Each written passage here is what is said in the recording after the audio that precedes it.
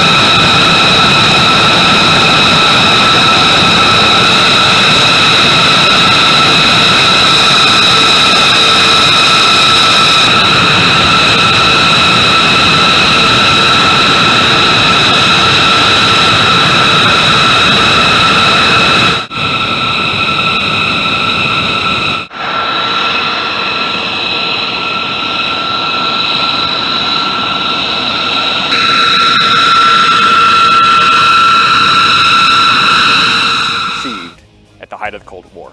Now we find ourselves 30 years later, and the B-2 is in the mission for which it was created. Great power, competition.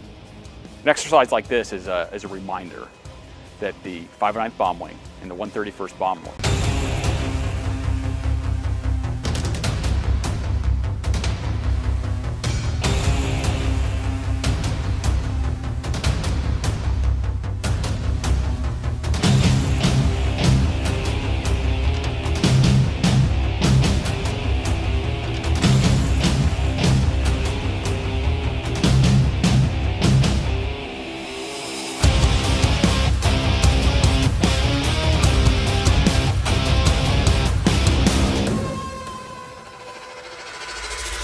an exercise like this, in and of itself, produces a resilience because our airmen are put through more stresses, not just the length of the day, but also the gravity of what they're performing, the task that they're performing. Whenever you go through a stressor like this, individually, you're going to become better, you're going to become stronger.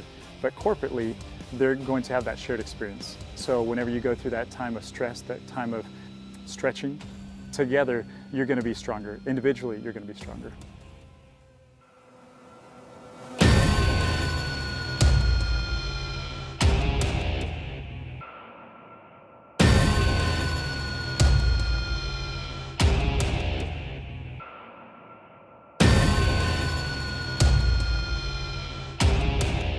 we trust, we empower, we expect our airmen to be creative. And time after time, they demonstrate their resiliency to go ahead and figure out a creative way to make our mission happen. We're the only aircraft out there that combines stealth with precision payloads with long-range strike. Nobody else can do that. Not necessarily like, why would we or should we maintain an advantage? The real thought behind this is we have to maintain an advantage. We're not just thinking about how do we meet that threat, but it's how do we lean forward and think about what that next iteration, what that next threat is. The B-2 bomber has never been more relevant than it is right now. This plane was conceived at the height of the Cold War. Now we find ourselves 30 years later, and the B-2 is in the mission for which it was created. Great power, competition. An exercise like this is a reminder that the 509th Bomb Wing and the 131st Bomb Wing are ready and willing to execute its mission of nuclear operations and global strike anytime, anywhere.